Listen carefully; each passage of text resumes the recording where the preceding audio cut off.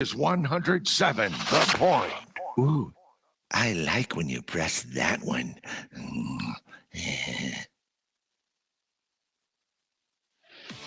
This is Sports Talk with Phil Kornblum, Chris Bergen, and Pat Daniel. Sports Talk is heard across the state on radio affiliates of the Sports Talk Media Network and is streaming live on SportsTalkSC.com, as well as Twitter, Facebook, and YouTube. The South Carolina Education Lottery lucky number to call in is 888-898-2525. That's 888-898-2525. Now, here are Phil, Chris, and Pat with tonight's edition of Sports Talk. All right, good evening, everybody. Welcome to Sports Talk here on the Sports Talk Media Network. Phil Kornblum, Chris Bergen, and Pat Daniel. And it's a interesting night, coming off an interesting day in the sports world following what happened last night in Cincinnati. I mean, we're so far removed from that. It's not in our backyard yet. I think in the sports world, if you're in the business or you're just a fan of anything in the NFL or anywhere in the sports world, you're impacted in some way or another by what happened last night with Damar Hamlin and that very, very serious situation there in Cincinnati. And this is a event that's taken on a life of its own, not to overlook the fact that this is a young man, fighting for his life in the hospital in Cincinnati, and hopefully everything's going well and he'll be out soon. But a situation where in today's world of instant reaction and opinions, everything is dissected from what the NFL did or did not do, what the television coverage did or did not do. And of course, there's the typical fighting on the social media because people don't know how to behave. And, you put an opinion out there and somebody doesn't like it. They want to take you to task. Well, this thing, of course, has spun out of control throughout the last, since it happened about 22 hours ago or so, 21 hours ago. So we're going to talk about it here, of course. And at the bottom of the hour, I couldn't think of two better people to bring on board to talk about the life of an NFL player, because obviously when something like this happens, football is also put in the spotlight and gets attacked from various angles about the safety of the sport. And so Corey Miller and Rick Sanford will join us here at 6:30 and talk about their experiences from their days in the NFL in dealing with situations like this. Thankfully for the two of them, they never had to experience anything like this personally, but certainly during their time on a football field, they've seen the stretcher come out. They've seen the ambulance come out for other reasons. Not since there was the death of a Detroit Lion player in the 60s against the Chicago Bears have we had a death on a football field in the National Football League. Unfortunately, last night we didn't have one either, unless, of course, you believe that he passed away and they brought him back, which some of the accounts say that was the case. So it certainly is a reflective moment, I think, for everybody who watched that. And everybody has their feelings and their thoughts about it. So I'm just thankful as heck that the young man is alive. And last reports are he's critical but stable. And I think that with the NFL basically right now on pause, though they say they will play their games this weekend, but this Bengals and Bills game right now has not been rescheduled. They put that to the side. And NFL teams, I think, across the league called off their practices today and things like that. Chris, I'm telling you, this impact has been beyond the NFL. It's been basically worldwide. And I think it's because of just the nature of the event caught on national television and something that fortunately we really haven't seen before. If we have, it's been few and far between. And it's just it's cold slap in the face to everybody when you see something like that happen. It's a sharp reality, Phil, that sports, as much as we love it, is a dangerous business, especially when you get strong, fast, and young people who collide with one another constantly. Clearly, this is something that so rarely happens. We are very fortunate it doesn't happen. And also, one young man who's sort of lost in all of this, how is T. Higgins feeling? He did nothing wrong. He caught the football. He was running, trying to get away from a tackle, and this occurs while he's being tackled by Hamlin. And it's just a horrible situation all the way around. It's fortunate. And the one thing I hope, Phil, that comes out of this, the good side of this coin, hopefully, first off, he's okay. Whether or not he plays football again is irrelevant. Just that he walks out of the hospital and is okay is the critical, important thing. But one thing I hope that does happen, I hope it shows the value of sports medicine, athletic trainers, doctors, to high schools in particular, because there are still high schools in our state that don't have athletic trainers. And if it's not for athletic trainers and the doctors and the sports medicine people on that sideline, we're talking about this story possibly being entirely different than it was. I mean, when you're in a situation where you apply CPR for 9 minutes on the field, have the defibrillator out there and have to perhaps shock him back to life. I mean, if there's no trained personnel to do that, we're talking about this in an entirely different light. And I hope schools look at this as not just another expenditure, but one they have to have. It's just as important, in my opinion, moving forward as it is an assistant coach. Yeah. Really, when you think about it, you shouldn't be playing football if you don't have that. You shouldn't be playing football if you don't have a staff, if you don't have ambulances at the ready. The beautiful thing, and you touched on it, the beautiful thing about last night was the preparedness of the emergency crew there in Cincinnati. The NFL requires, of course, their teams to have everything set up in advance with the equipment, with a hospital designated for an emergency situation like this. They knew exactly where they were going to go, and I'm sure there were staff there at the Cincinnati hospital waiting on the ambulance to arrive, knowing exactly what they had to do. So, and I think they did everything they humanly possibly could. I mean, I don't know what some people expect. To do what they did in such a quick amount of time, in such a professional and, for lack of a better term, neat fashion. In other words, they weren't bumbling and stumbling all over each other. They got there, the Cincinnati medical staff came out, and then the emergency crew came out, and they got to work and did what they had to do. And, they deserve an immense amount of credit for what they were able to do last night.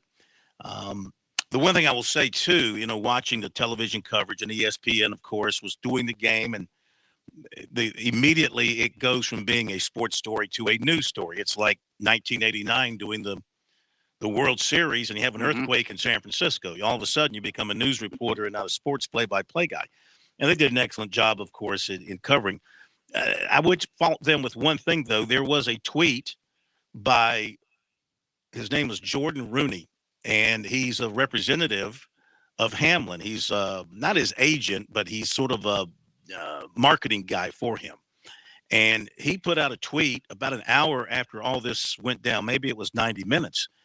And he gave an update on him in which he said he's in the hospital. He's stable. He's critical. They put him to sleep so they could put a tube down his throat to help him breathe. And we'll have updates as soon as possible. And I retweeted that thing last night. ESPN never picked up on that. And I watched them for 2.5 hours when they went from the game coverage to back to their studio to Sports Center. They never picked up on that tweet. And I think that tweet would have settled the nerves of a lot of people. That information, I think, would have settled the nerves of a lot of people had they seen the tweet or heard the information, because I think that was credible, accurate, and to the point. At that point in time, people didn't know if he was dead or alive or what was going on with him. And I thought that was incredibly good information and good news when he tweeted that out. So kudos for him for putting that out there and kind of settling the nerves of people. I was a little bit surprised that the ESPN or other major media outlets did not pick up on that and repeat it. So, and they maybe could have eased the nerves of a lot of people who are upset over this thing. The other thing, too, is, and we don't know the answer to this yet, and that is, was the situation caused by a direct hit? As you know, having a wife who is in the business, as a trainer and all that. And I looked it up. There's a condition. It's rare, but you take a shot to the heart and it can throw it off. It can knock it off. That's exactly what Heidi thinks happened. Right. Or what we don't know, of course, was there a pre-existing medical condition that had not been caught through a variety of physicals and all that kind of stuff. So these are things that we'll find out in time, and there's no need to rush to judgment yet. The main thing, of course, is that the young man get healthy and get on with his life, and he can just kind of put this behind him. So hoping for the best and expecting the best here, because I think, I'm not a doctor, I don't know anything, but it seems to me like at this point, if the reports continue to be like they are, I see it as encouraging, not discouraging. I don't know that maybe he's crossed a danger point now, and now it's just a matter of going through the recovery process and doing the things that they have to do. I'm just thinking out loud here. I don't know. But I just think that the longer that we don't hear any bad news, that there can only be good things going on in that hospital room. I would think so. The longer he goes without any bad reports, it's got to be good news. And gosh, we certainly hope so. I can't imagine. And Phil, you're a parent. I am not. But could you imagine, first off, seeing your daughter or your son in that scenario, and you're at the stadium? Fortunately, Hamlin's parents, I think both were there. Certainly his mother was there. On the flip side, could you imagine being at home watching your son play football on television and having to rely on TV, trying to get information as you try and figure out a way to get to Cincinnati as quickly as you can? Yeah. From, I'm guessing, Pittsburgh, because that's where he's from, and I think played his college ball at Pitt. Yeah. Yeah, you're exactly right. And what happens every Saturday, every Sunday, watching football, there's family members watching on television, and somebody goes down with a knee injury or a broken arm or whatever the case may be, knocked out, concussion, and they see it, and of course they worry about it. Yeah, that's one other piece of positive news. I listened a lot today to Rich Eisen, who's with the NFL Network, of course, very tied in the NFL. And then I listened to the NFL Network on radio a good bit today just to hear what they were saying through their sources. And they held the ambulance up, according to this doctor who was on NFL Network. I think it was the doctor. They held up the ambulance until his mother got in there with him, which he said is a good sign, because, in the case of an absolute extreme emergency, something like that, you don't wait. You go ahead and you head off to the hospital, and the family joins you separately. But they were able to wait until she was able to get into the vehicle with them. They took that as being a good sign. So maybe it was a good sign. Let's hope so, that all these things add up to very good signs. Looking forward to talking to Dr. Rick and to Corey at the bottom of the hour, because these guys have been there. They've been on that NFL field. They know what those hits are like. They know what it's like to see a comrade down. I'm sure they know what it's like to see one taking off in an ambulance. So I'd be interested to hear their thoughts. And before we move on, in your experience, when you were on the staff at South Carolina as a manager, not a coach, as a manager. No, thank God. Though you thought you probably could coach. You were there with George Felton, and then you were there with Steve Newton, first year in the SEC. Yep. 94 by 50.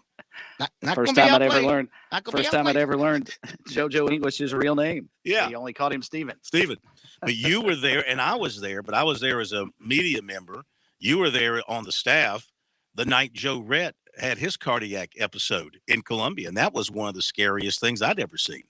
January 26th of 92 against Mississippi State. And Phil, I'll never forget. I had to look up the dates, but I won't forget otherwise, because Joe, he just lost all color in his body and collapsed. And of course, I think most folks, Gamecock fans, will remember just how talented Joe Rett was as a basketball player. And he had to play with a pacemaker. Mm-hmm. And something happened during that ball game, and he just collapsed in the second half. And you could have heard a pin drop at that time in Carolina Coliseum.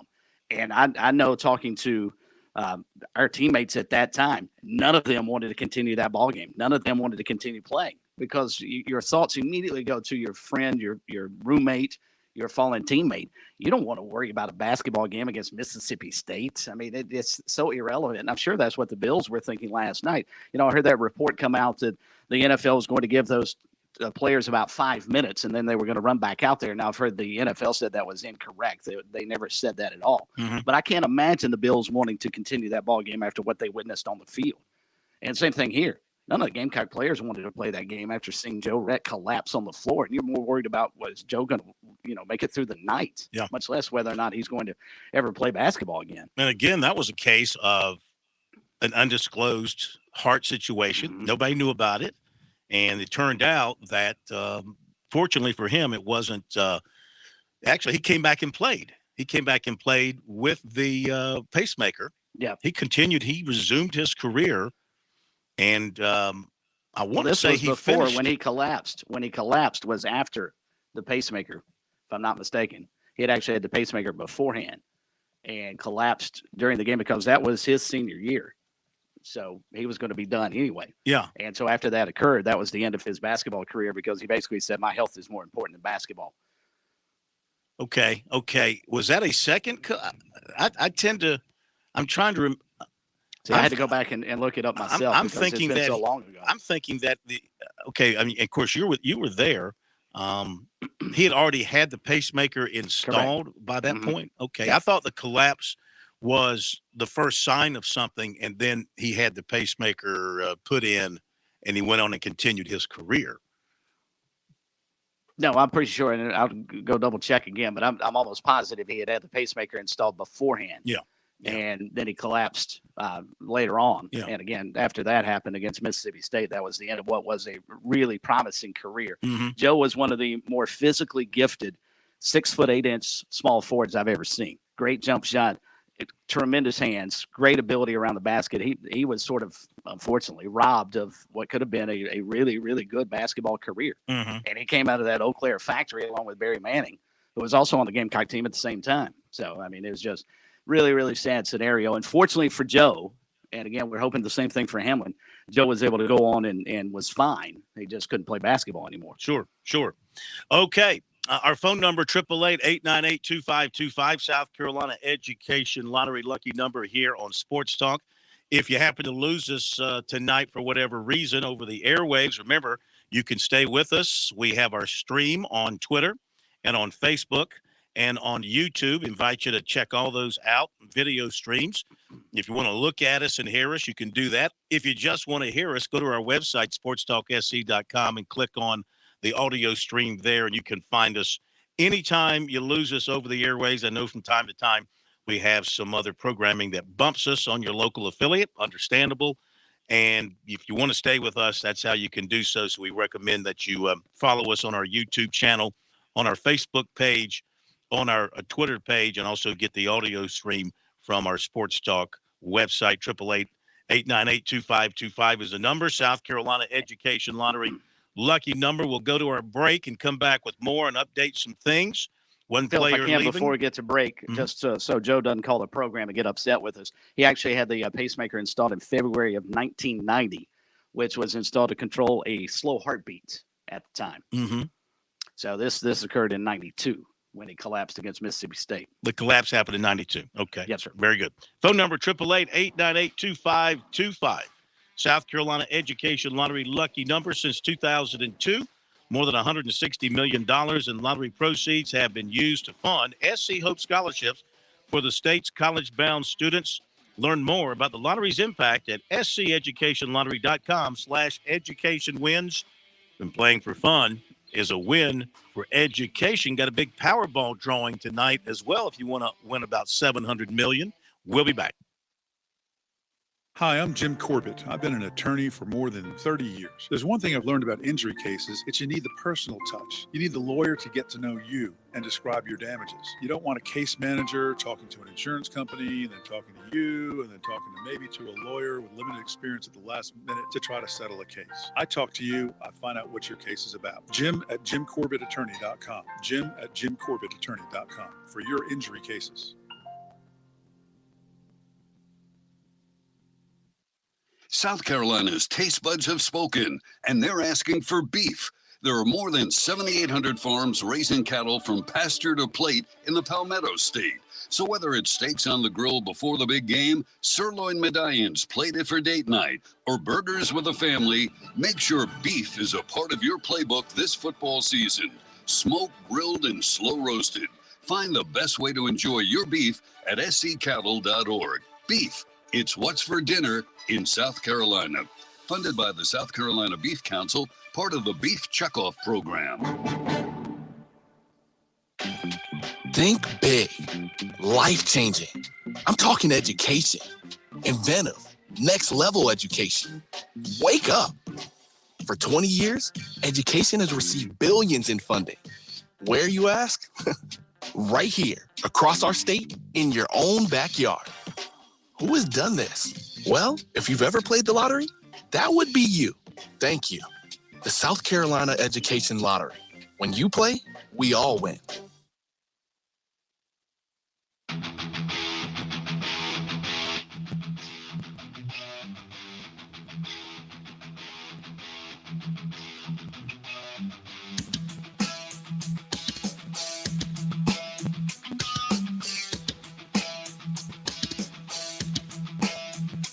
All right, welcome back, everybody. Sports Talk here on the Sports Talk Media Network. Couple of things to pass along. USC opening SEC play tonight at Vanderbilt. That game will tip off a little bit after 7 o'clock. And today, USC offensive guard Javon Gwynn announced that he is not coming back for another year, had another year of eligibility. He's not returning. He's going to go ahead and attempt to make it in the NFL. But Jalen Nichols, starter on the other side at tackle, he announced he is coming back for another year to South Carolina. So a veteran lineman will be returning. Clemson kicker B.T. Potter invited to the NFL Combine. And let's see what else we have for you here. The Clemson-Tennessee game in the Orange Bowl, according to ESPN PR, 8.6 million viewers, the most watched non-semi Orange Bowl since 2017. Best standalone New Year's Six game since 17. Could not find any numbers on the Gator Bowl. I looked and looked and looked, have not seen any numbers, any viewership numbers published on the Gator Bowl. I'd like to find that out. The semifinals delivered 21.7 million viewers, becoming the most viewed non-New Year's Day semi of the CFP era. If you want to break it down, it was 21.4 million viewers for the Michigan TCU game, and 22.1 million viewers for the Georgia-Ohio State game. I guess there goes the narrative that you should not play the semis on New Year's Eve, huh? I guess. I mean, they're saying that it would still do more if you didn't have it on New Year's Eve. Doubt. But that's still not bad. Those are pretty good numbers. That is. Former Coastal Carolina quarterback Bryce Archie is transferring to USF. We go to Hank in Columbia. Joining us first here on Sports Talk, for those of you who weren't with us last night, and apparently a lot of you weren't, we were on the air last night, so Hank, you're not the first caller of the new year. That was Sam. Sam will go in the record books as caller number 1 of 2023. But it's okay. You're not even number 2. You're number 3. Yeah, Corn, I was just calling because actually went to school with Red. Was in classes when he got the pacemaker installed.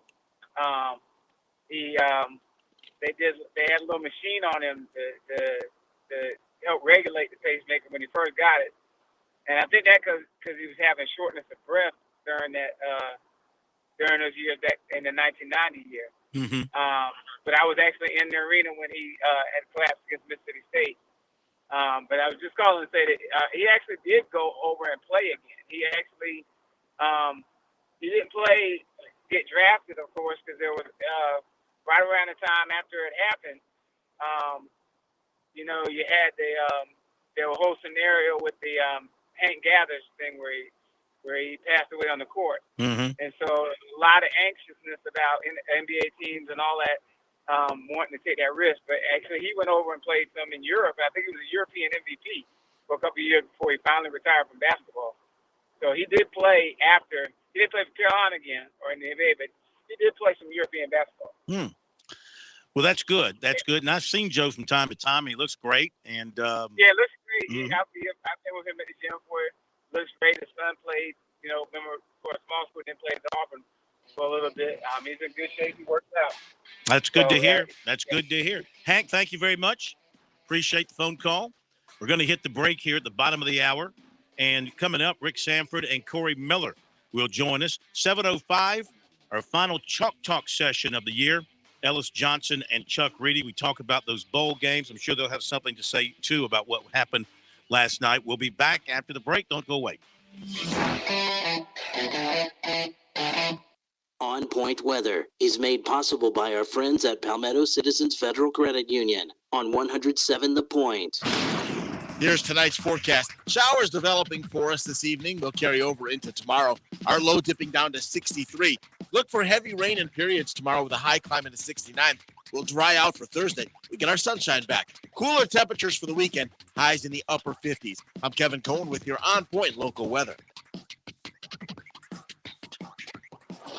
Attention listeners, con artists have many tricks for stealing your money, but the AARP Fraud Watch Network is here to help you protect yourself and your family. We give you the tools you need to spot and avoid scams. So listen for the AARP Fraud Watch Network alerts. Use our scam tracking map to see the latest scams and sign up for prevention tips and alerts from law enforcement. To learn how to outsmart con artists before they strike, visit aarp.org/fraudwatchnetwork. With SRN News, I'm Keith Peters reporting. Unable to elect Republican leader Kevin McCarthy as the new House Speaker Tuesday, the Republicans adjourn for the day in disarray as the party tries to regroup from a historic defeat after a long, messy start for the new Congress. The surprise end to day one shows there is no easy way out for McCarthy, whose efforts to claim the gavel collapsed to opposition from conservatives. Needing 218 votes in the full House, McCarthy just got 203 in 2 rounds, less even than Democrat Hakeem Jeffries in the GOP-controlled chamber.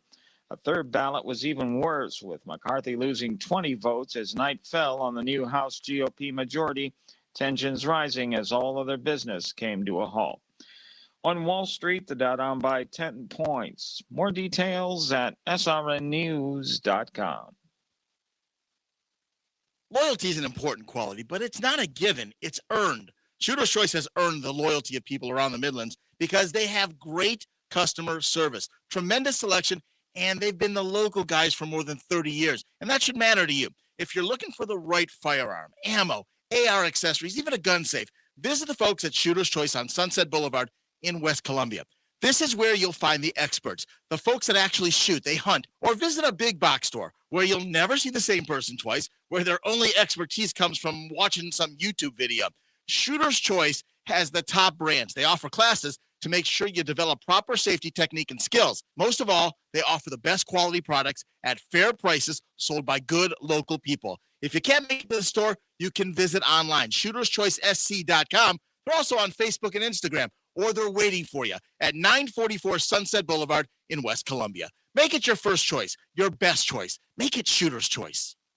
It's January. It's 2023. A brand new year. Time for a brand new pet in your home. Columbia Animal Services invites you to bring home a brand new best friend for the new year. Time to visit petfinder.com to find that new puppy or kitty cat for your home. There's no better way to get 2023 started than to do so with an adoption special of just $23. Visit petfinder.com and get your new family member to start the new year. Happy New Year from Columbia Animal Services.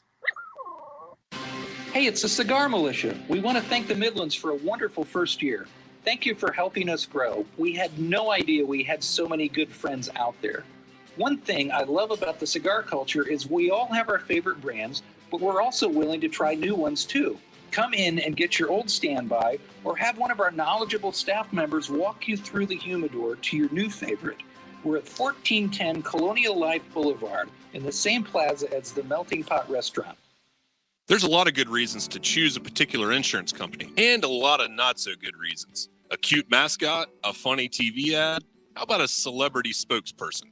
Probably not. What you should be looking for in your next insurance agency is a trusted advisor who will put your needs first and help you find the best deal on the right coverage. H&H Financial Group is your full-service, local, and independent insurance and financial planning team that will help you understand the reason for insurance, the coverage you need, and will then shop amongst dozens of carriers to find you the best value. For home, auto, life, and business, we'll take the time to understand where you are today and where you'd like to be as you work towards financial freedom. Doing business with H&H also means you'll have full access to the financial services of Fran Halloran, giving you a complete package that you won't find at any other agency in the Midlands. We're ready and willing to earn your business. Are you ready to work with an independent local agency that can cover all of your insurance needs? Call us today at 803-850-0054.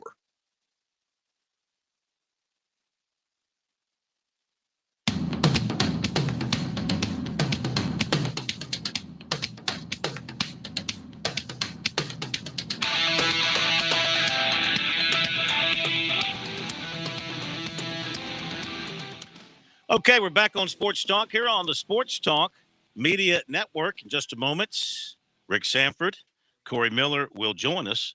And it was 70 degrees today here in South Carolina. And to me, that felt like summertime weather. I'm glad I brought the weather back from Miami with me. You can thank me later. Yeah, send it back. You can thank me. You can thank me later. But it made me think about the summertime. And, the summertime is groovy in South Carolina. And if you haven't made your plans yet for a summer vacation, let me suggest that you get in touch with our good friend Jimmy Smith there at Pauley's Vacation Rentals in Pauley's Island in Litchfield. Let Jimmy get you set up in a great location, a condo or a house. It could be for a weekend or a week or longer, maybe a month or two. And if you want to buy some property or sell some property down that way, Jimmy is the man to call with his great staff. They'll take great care of you. Here's that phone number. It's 843-237-4246. Once again, 843-237-4246. Don't delay. Early bird gets the worm. And Jimmy's okay. He went to the Gator Bowl. Tough loss, but he's okay. He's on his feet. He's doing fine, in case you were worried about him. That's Jimmy Smith, James Smith Realty, Pauley'sVacationRentals.com. 843-237-4246. Your perfect beach getaway is just a call away. Okay, we were all shocked by what we saw last night in the NFL game. Let's welcome in two guys that we respect, of course, immensely, and they've been there. That's why I trust their opinions. I trust their judgments. They've been there. They've been on those NFL fields. They've seen things happen, and I thought it'd be informative to hear from them about last night and their thoughts on that. We welcome in Rick Sanford and Corey Miller. Dr. Rick, how are you? I'm doing great, Phil. Thank you very much for having me on. And Happy New Year to you. And Pastor, Happy New Year to you. I hope things are going well. Going great. Blessings and greetings to everyone here and those out there listening. Hope you're off to a wonderful start to this 2023. Absolutely. Okay, guys. Rick, start with you. Watching the game last night, I'm sure. Huge football game, and then this happens. What were your thoughts as you saw those things play out on the field last night? Well, Phil, it's really strange because I've never seen anything like that. I'd never seen basically a player die on the field, and that's what happened last night. If not for the medical personnel, this young man would not be alive today. And I thought they did a tremendous job in helping get everything all set up on the field as quickly as they did. And you have to give the NFL credit for being prepared for this. I mean, I don't think anybody is prepared to see what we saw last night, but you have to give them credit in terms of the equipment and all that was used and how quickly they got to the player. So I was very impressed with how they handled the situation, but there is there's no format for anything like that really outside of the preparation of what they had to do.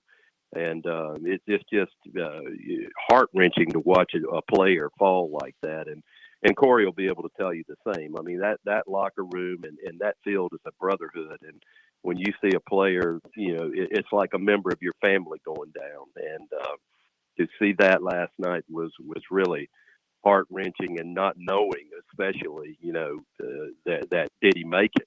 I mean, did he even make it? Mm-hmm. So it was a very, very heart-wrenching situation, I thought. Corey, your thoughts on what you saw last night? Yeah, I echo everything Dr. Rick just said. I mean, I never, my 9 years in the National Football League, of course, covering it after that, haven't seen anything like that. We've seen gruesome injuries. We've seen knees and broken legs and even spinal cord, things like that, and a guy, even at that moment, even if he loses consciousness for a little bit, they revive, and he goes off the field with a thumbs up or something, it lets his teammates, he lets the fans know, let the people that are watching on TV know, hey, I'm good, I'll be okay. And players are able to resume. But last night was, I sat with my wife and we were watching the game, and when I saw the young man get up and then just like collapse, I'm like, this is not concussion, because I looked at the hit. I'm like, this is not a concussion. This is something totally different. This isn't good. And of course, as Rick said, the response was tremendous. These guys are trained every year. They're trained for this type of stuff, cardiac arrest, hypertension, anything like that, trauma. They are trained and ready to go both sides. The hospital was close by. I heard about 2 miles, so he was able to get to a place that could offer excellent care. But to say all that, man, I was devastated. I mean, you just sit there because you don't know. Is he okay? Is this guy gonna make it? To be worked on CPR and defibrillator and all this stuff for that long, and drive off an ambulance, and then you know nothing. So it bothered us. Imagine if we're on that field, Rick, and we've seen punching on his chest and being shocked. And I mean, as you said, at that moment he's gone. And so that's why you saw the facial expression. We're human, man. We're gladiators. We fight, we battle, we hit, we tackle, all these things, man. There's a level of toughness, but life is life. You got one life to live that God blesses us with, and it's precious every single day. And just to think that quick, we always talk about it, right? We always say one play, your career could be over. But think about what we just witnessed. We never think to these terms. One play and your life could be over. But it's a violent sport, man, and I'm just praying so much. I've been praying all day for this young man and his mother who was there having to watch that. I mean, it's not about football anymore to me. It's about this young man's life and his family, and I'm praying that God will bring him through this. Rick Sanford, Corey Miller with us here on Sports Talk. Rick, the entire sports world in this country, I feel, came to a stop last night when this happened. Maybe even you could say worldwide, but certainly in the United States, it's been the only thing people have talked about all day long. And I mean, I guess if it happened in some other sport as well, it maybe you'd have the same impact. But the NFL being what it is, to see how the whole sports world came to a stop over this situation, what does it say to you about what football players, how they're looked at in this country, and how they are, especially the NFL level, how they are revered for what they do, for exactly what Corey said, knowing that you're out there smashing heads and smashing bodies and things bad can happen, yet we watch and we can't get enough of it. Yeah, Phil, it's in some ways it's encouraging, and in other ways it's disheartening, because I will say this, the game is played out in space so much more than when Corey and I played. I mean, it was, at the time that we played, people were complaining. They were saying, well, they need to open the game up because, these guys, there's not enough scoring. There's not enough this and there's not enough that. There's not enough points scored. Well, there's no problem with that anymore because they don't let defensive guys touch anybody anymore. But honestly, I think that what's happened, Phil, is that these players nowadays are getting bigger. They're getting stronger. Yep. And the game is played so much out in space that you're going to see more and more of these type violent collisions in the middle of the field because that's the defensive backs. I mean, you're coming up from 10 yards up to hit a guy now. And you just didn't see a lot of that on a consistent basis like you see right now. So I don't know. I think there's got to be some type of rule changes, and the rule changes need to be in favor of the defense. For God's sake, I mean, you look at even these championship games in college. how in the world do you give up, 45 points and you score 45 points and lose? Yeah. It's ridiculous. There's just there's got to be some changes, and there's got to be some changes to basically slow the scoring and make it more of a defensive game, because I think the injuries are going to continue to rise. And I know this was a freak situation. This was a totally freak situation, and I understand that. But the injuries are going to become worse and worse, in my opinion, if they allow this game to be played so much out in space like they're doing now. Corey, we don't know for 100% certainty that the hit caused it. That seems to be what everybody thinks is the case. I guess eventually the doctors, hopefully once he's up and running again, the doctors will be able to say exactly what caused it. Who knows? Maybe he had some kind of condition that nobody knew about. We'll have to wait and see. But going back to what Rick said, do you think this will lead to any kind of changes in protective gear? I find it amazing in the NFL, as physical and as hard-hitting as it is, and concussions being such a concern. For example, you're not required to wear to put in a mouthpiece. I don't believe they don't require you to do that. Some Right. use them, some don't. I would think that would be a requirement. Maybe they need to pad up some more. I look at these guys; they have hardly anything on. The pads are so small. The pants are up above the knees, and I don't know. Or maybe the stuff they're wearing, because they are so small, but technologically they're advanced, they still give you a high level of protection. Do they need? Is it safe enough with what they've got going right now? I don't want to have a knee-jerk reaction here over this, but do you think something more needs to be done? Yes. One of the rules that I would implement, Phil, is you notice offensive players, especially running backs, when they get the ball and they're getting ready to encounter contact, one of the things that they do is they lower their head and they lead with the crown of their helmets. Nothing is called in that situation, right? But we focus so much on, defensive players targeting, hitting, offensive players in the head. But think about what running backs do. Think about last night.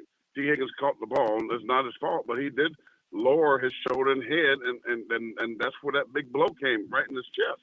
So I think that needs to be looked at, for one. Number two, yes, you could put some kind of extra pad now that we see that this could be a problem. Now, it's very, very rare, as you alluded to, but it can be devastating, right, if that does happen. And here's what I say to the players, and it's been going on for a long time. Rick can tell you this, we used to get fined for even, having our socks pulled down. They had the sock police out there. You get a fine if your socks not pulled down. Well, now these guys, they want to be so cute. They don't wear the thigh pads. They don't wear the knee pads. They don't wear the stuff at the mouthpiece that protects them. And then you get a thigh bruise in the game. Well, you have no thigh pads in. Or you get the foam off of it, and you got the little plastic there. Because they feel like, I get it. You feel like you're faster, quicker. You feel like, I want to be as light as I can, like a track guy, a sprinter. He wants to be almost butt naked out there running track. Because, you know what I mean? And you think about the Under Armour, the combine, they out here in tights. And you're not playing football in no tights where everybody can see all your parts. Coach them in the uniform. You want to see how fast they are? Put the pads and the helmet on them and test them in the 40, because that's the true speed. My point is, yes, something needs to be done, man. And this has been an issue. And I heard somebody talking about this today, even from years past. I'm 54 years old, man, and I'm beat up. I hurt every day. It hurts to get out of bed. It hurts to walk. I got knees, I got ankles, I got a neck, my lower back. You pay a price, and we sign up for this, and I would do it a freaking again because I love the game that much. But at the same time, the NFL needs to do something, knowing the ramifications of these athletes years down the road, because they don't see it right away. But, man, when you get our age, you pay a price for it. So hopefully they'll do better in all of those areas and take care of these athletes and these players like myself and Rick. Recapping the horrific injury last night to Buffalo Bills player Damar Hamlin with Rick Sanford and Corey Miller. And, Corey, I wanted to dovetail off what you just said, because I was going to ask both of you guys, and please take it in the spirit in which it's intended. Why do you do what you did? And secondly, Corey, as a father of a football player, had you seen last night, say 10 years ago, would you have tried to discourage Christian from playing football? We talked about that today. He has a radio show down in Birmingham and Tuscaloosa, and he asked me that question. I would play, man, because my situation may be different than Rick. This is my way out. I wasn't going to be a doctor. I wasn't going to be a lawyer. I wasn't that smart, man. God gave me a gift with anything with a ball. I could play at baseball, basketball, football, and I gained a passion. I loved it, and for me, it was like I got to make it to help my family. My family had no education. This is the way these guys they get there. It's not just about them. It's about the village. It's about the family, and give them a better life. Give your children. I gave my kids a wonderful life that I didn't have, and so because of I hurt. Yeah, I complain sometimes, but I'll do it again if that was the case. And so, when Christian came along, I was excited for him to play. If that's what he wanted to do, I wasn't going to make him play. I wasn't going to be overbearing, but I was like, hey, if this is what you want, I got you. But I was telling them guys today, man, I would be so nervous every game. I walk and I prayed. I walk and I prayed, man, that before protection because I know how violent this sport is. But yes, I had to do it. I had no other way, man. The only way I would get to school is through football. Parents couldn't afford for me to go to school. So in my situation, I felt like that's the only choice I had, man. And God blessed me and kept me. No major surgeries, no nothing, but still just a beat up body. Rick, what drew you to football? Well, I mean, I love the game. I love to watch the game today. I think if I would have had a child, and I certainly understand exactly what Corey's talking about, I think I would have sat my child down, and I'm sure Corey did this with Christian. Yeah. I would have sat. I had two girls, so I didn't have to worry too much about about them playing football. But had I had a young man, I believe I would have sat him down and said, look, you don't have to do what your father did, okay? You just have to do what makes you happy, but I need to make you aware of what you're about ready to embark upon. And I think I would have had that conversation. And then, if they want to play on their own, I mean, there's not much you can do about it because I tell you what, once you play football, there's nothing like the experience of being in a locker room or being on a field. And there's nothing like the preparation involved in succeeding, I guess, is and you know what? And I've always said this. People always ask me, "Oh, you must have some great experience." And I said, "Yeah, you know what? And I had some terrible experiences. I had a lot of losses, and you know what? And those losses actually made me more of a better person than all those wins did."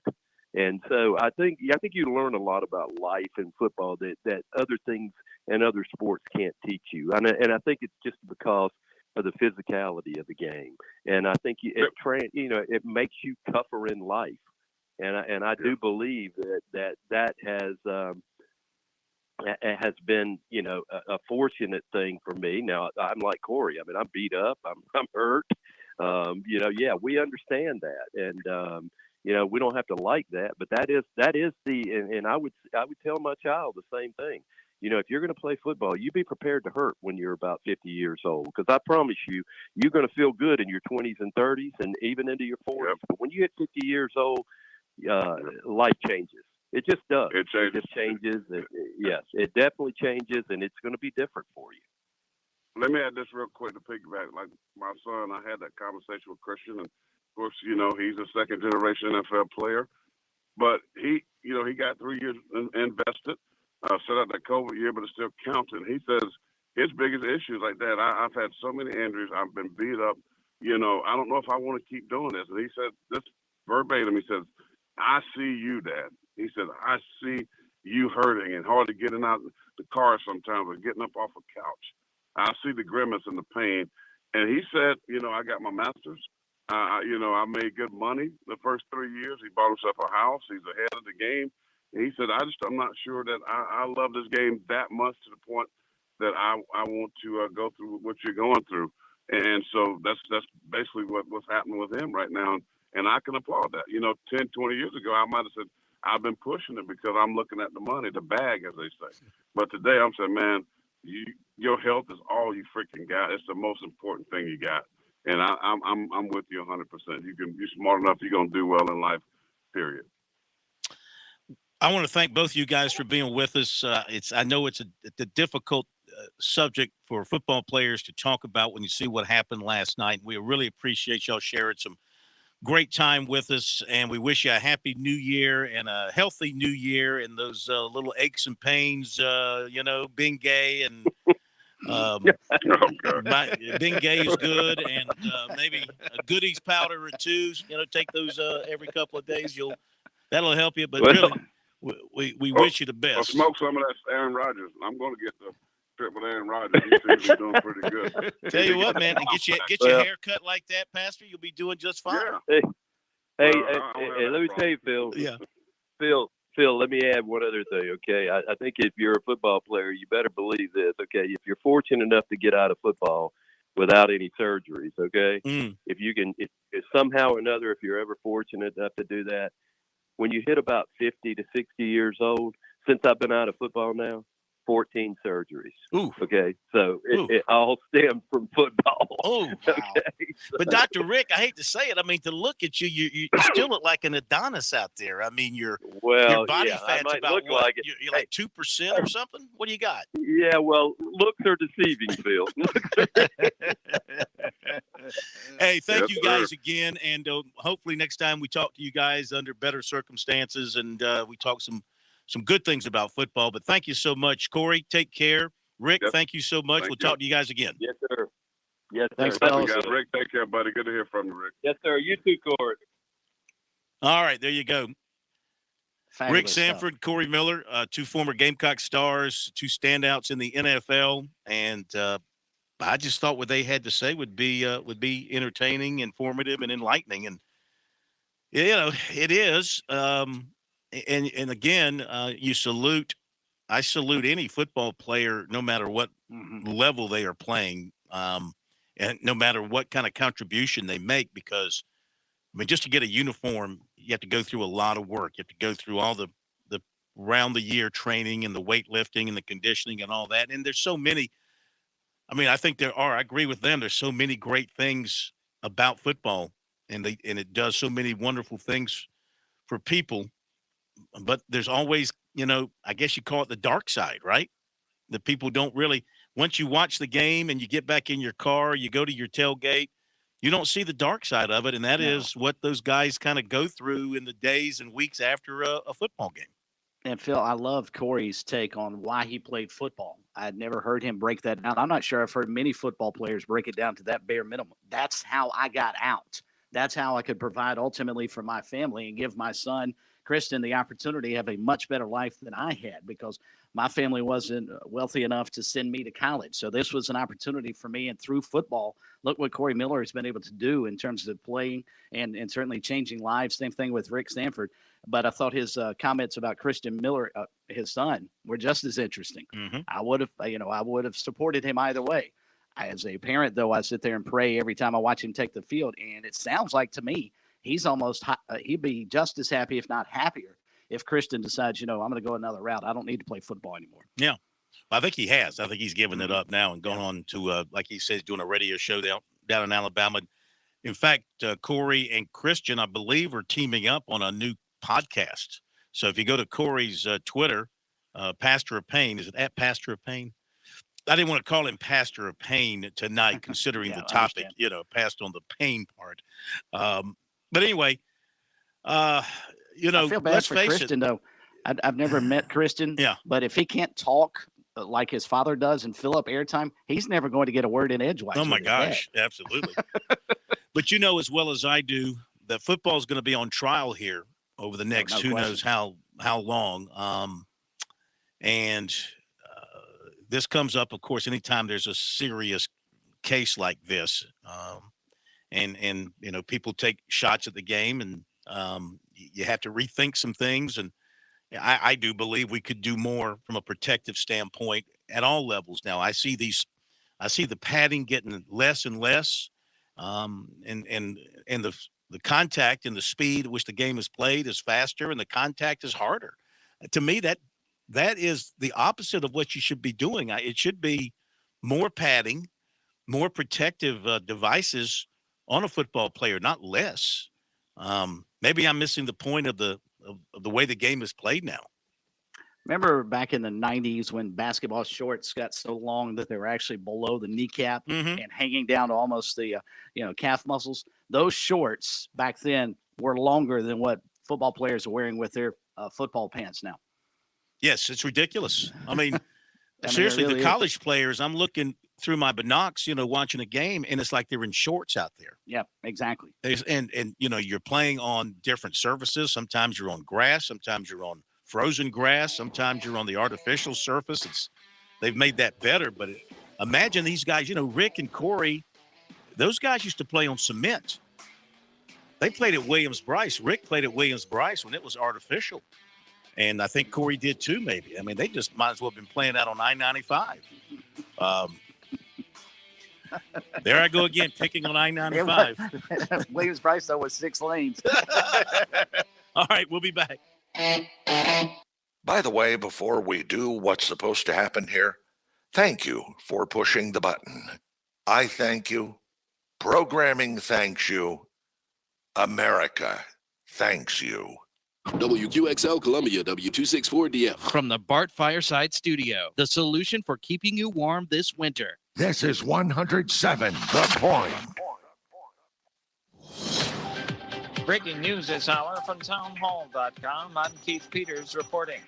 Kevin McCarthy did not gather enough support in 3 votes to become the next Speaker of the House. More from Capitol Hill correspondent Bernie Bennett. While Republicans took control of the House in November's midterm elections, they fell short of a predicted landslide victory, leaving only a slim majority to work with. McCarthy could only afford 4 defections. In the end, he lost 19 Republican votes. On the second ballot later in the afternoon, he lost another 19 votes. On the third ballot, he lost 20. The vote for Speaker will continue for an indefinite number of additional ballots until a candidate can secure a majority. But after 3 failed attempts, the House was adjourned Tuesday until noon Eastern Time on Wednesday, when the chamber will hold another vote. Bernie Bennett, Capitol Hill. The Biden administration does not view the Israeli National Security Minister's visit to a contested holy site as helpful. White House correspondent Greg Clugston reports. The Temple Mount visit by an Israeli cabinet minister drew fierce condemnation from across the Muslim world and a strong rebuke from the United States. White House Press Secretary Karine Jean-Pierre said the U.S. wants to preserve the status quo of Jerusalem's holy sites. Any unilateral action that jeopardizes the status quo is unacceptable. The Temple Mount site is the holiest site in Judaism. It also houses the Al-Aqsa Mosque, the third holiest site in Islam. Greg Clugston, the White House. Buffalo Bills safety Damar Hamlin, 24, remains in critical condition at the University of Cincinnati's Medical Center intensive care unit after suffering a cardiac arrest during Monday night's game against the Cincinnati Bengals. The Hamlin family released a statement shortly before noon today expressing its appreciation for the widespread support. On Wall Street, the Dow down by 10 points, the Nasdaq dropped 79, the S&P lower by 15, crude oil down 333 to 76.93 a barrel. More on these stories at townhall.com. If you are 65 or older, you know this. Watching your hard-earned dollars fly out the window on healthcare costs is so frustrating. But here's some great news. If you missed the December 7th deadline for open enrollment, it's not too late. Here's something that can really help. It's MediShare 65 Plus. MediShare is a community of Christians who share each other's healthcare bills. People who encourage and pray for each other too. MediShare 65 Plus is a low-cost option for those with Medicare Parts A and B, and it fills in the gaps where Medicare stops. It's a great way to fight inflation too. You can lock in one low monthly price for up to 10 years. Plus, it's easy. You can use any Medicare-approved doctor or get 24/7 telehealth access from the comfort of your home. So worth looking into. MediShare 65 Plus is open for enrollment, and if you join right now before January 31st, your second month will be free. So don't miss this chance. Call 855-SHARE-44. That's 855-SHARE-44. 855-SHARE-44. The 19-year-old accused of attacking 3 police officers with a machete near Times Square on New Year's Eve is expected to be arraigned tomorrow. Meanwhile, his mother reached out to police last month to express concerns about him. Police in Wells, Maine, where Trevor Bickford is from, say they notified the FBI about him, and if the 19-year-old was radicalized, he was not overt about it. Officials going through Bickford's online postings say they include Islamic extremist views. The FBI says they believe he acted alone, and NYPD Chief of Intelligence Thomas Galati tells WABC TV Bickford knew what he was doing and why he was doing it. During the attack, he did yell out Allah Akbar, I believe he thought that this would be, suicide by cop. Police shot Bickford in the shoulder. One officer suffered a skull fracture, another a deep cut. Julie Walker, New York. News and analysis at townhall.com. I'm Keith Peters reporting. On Point Weather is made possible by our friends at Palmetto Citizens Federal Credit Union on 107 The Point. Here's tonight's forecast. Showers developing for us this evening. They'll carry over into tomorrow. Our low dipping down to 63. Look for heavy rain in periods tomorrow with a high climbing to 69. We'll dry out for Thursday. We get our sunshine back. Cooler temperatures for the weekend. Highs in the upper 50s. I'm Kevin Cohen with your On Point local weather. WQXL Columbia, W264DF. From the Bart Fireside Studio, the solution for keeping you warm this winter. This is 107 The Point. Ooh, you shouldn't have pressed that button. Oh. Now you get this.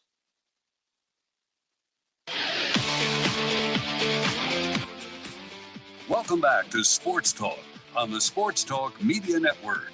You can reach the guys with the South Carolina Education Lottery lucky number, 888-898-2525. That's 888-898-2525. Now back to Phil, Chris, and Pat with the second hour of Sports Talk on the Sports Talk Media Network. All right, coming up in just a moment, Chalk Talk with Chuck Reedy and Ellis Johnson here on Sports Talk. Phil Kornblut, Chris Bergen, Pat Daniel. Pat and I are at the Dave & Buster's studios here in downtown Columbia. We remind you to get to Dave & Buster's anytime to watch some form of sports taking place, whether it be college basketball, the NBA, an NFL game, maybe the national championship football game next Monday. Dave & Buster's in Greenville, Columbia, and Myrtle Beach. Eat, drink, and play and catch all the big games all season long. A couple of other notes to pass along on this Tuesday night.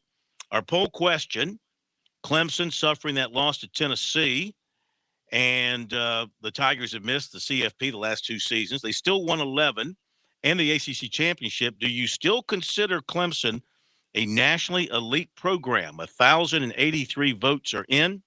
66.8% say no, and 33.2% say yes. Okay, it's on our Twitter page if you want to vote there on our Twitter at SportsTalkSC. And what else we wanted to mention to you? The NCAA's Transformation Committee's final report recommends an expansion of championship tournaments to incorporate 25% of teams. That means the basketball tournament would expand to over 90 teams, or right around 90 teams. There's still more work to be done on that, but it sounds like it's heading in that direction.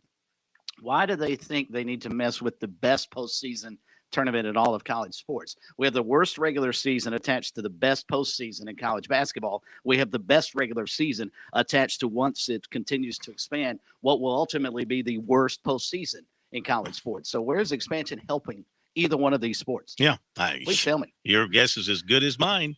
One last thing. Each team, let me back this up. Michigan and Ohio State in the CFP this past weekend, the Big Ten will make $12 million from those two.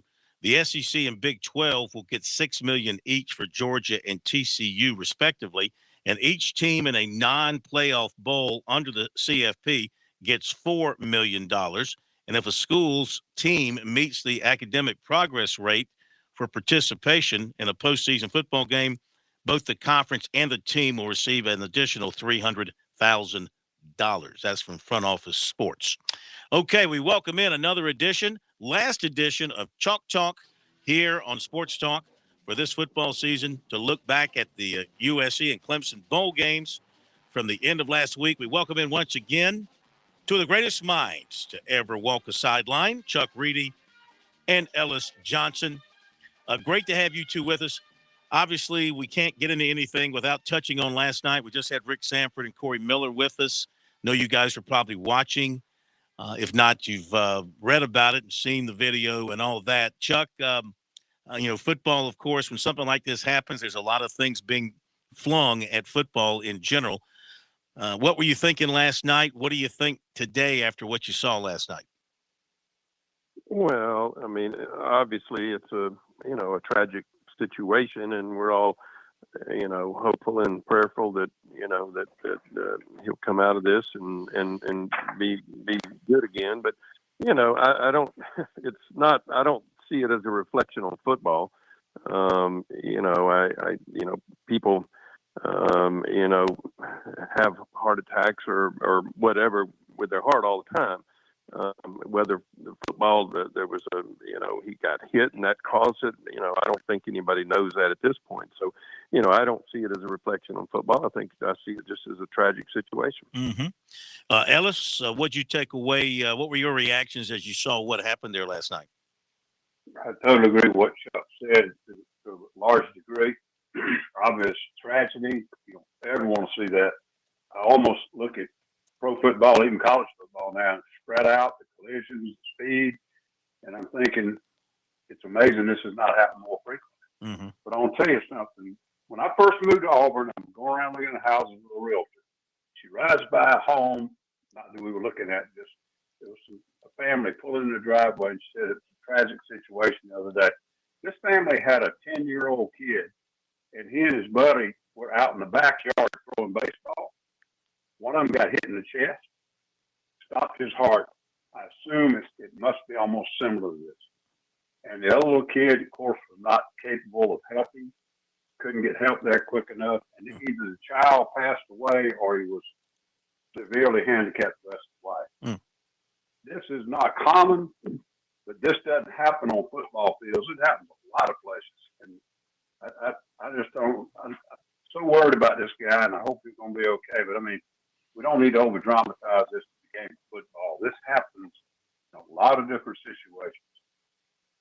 I would agree, especially baseball. I've heard of, kids, young men, taking a baseball to the chest and suffering something like that. So you are exactly right.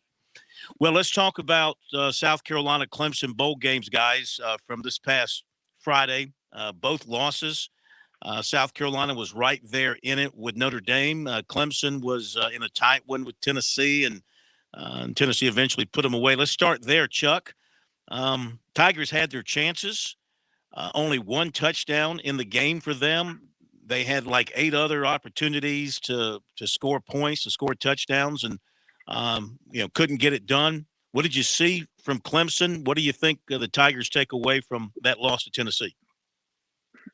Well, the thing, it's very, very hard to drive the ball, the length of the field or whatever. And when you get up past 8 or 9 snaps on a drive, it becomes increasingly difficult. What Clemson doesn't haven't had all year, didn't have last year. They don't have really a guy that can stretch the field. They don't get any easy touchdowns. Tennessee, that's what they can do. They can score quick. If you watched Ohio State and all the teams that played on Saturday, those people can score quick. Clemson doesn't. They haven't shown that ability. They don't have that receiver that really strikes fear, in people. And so, when you're having to, and they got on the plus side, like you said, I guess 8 times.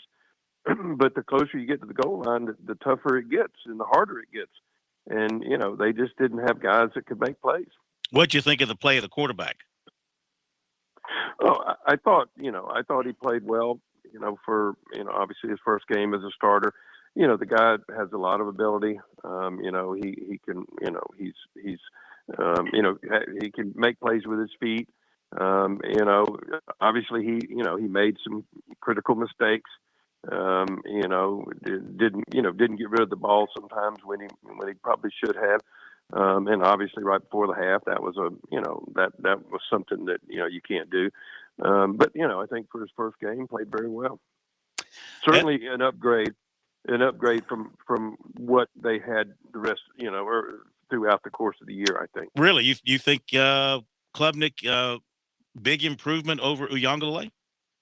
Yeah, I do. I think so. And, I mean, you just, I mean, the numbers speak for themselves. And, I definitely think so, even though they didn't score a lot of points. Yeah. Ellis, what about defensively for Clemson? I mean, the statistical battle the Tigers won. They ran 101 plays on offense, but Milton has an incredible arm, and they were able to hit some deep balls on the Tigers defensively. And what did you see about what they were doing defensively against Tennessee? Yeah, I thought the defense was decent, especially when you look at some of the other bowl games, with the top teams in the country. So many games that have over 1,000 yards offense. So it wasn't terrible, but I did think, you give up 480 yards and you don't get a takeaway. And I feel like they probably didn't play as well as they needed to play. Clemson's offense all year long has been good, but it ain't been great. And I think statistically, right at the end of the year, they don't look as bad any more worse than the defense. But I think the defense, they were counting on them to carry the football team. I thought it was a little bit shy of that. Not a terrible performance.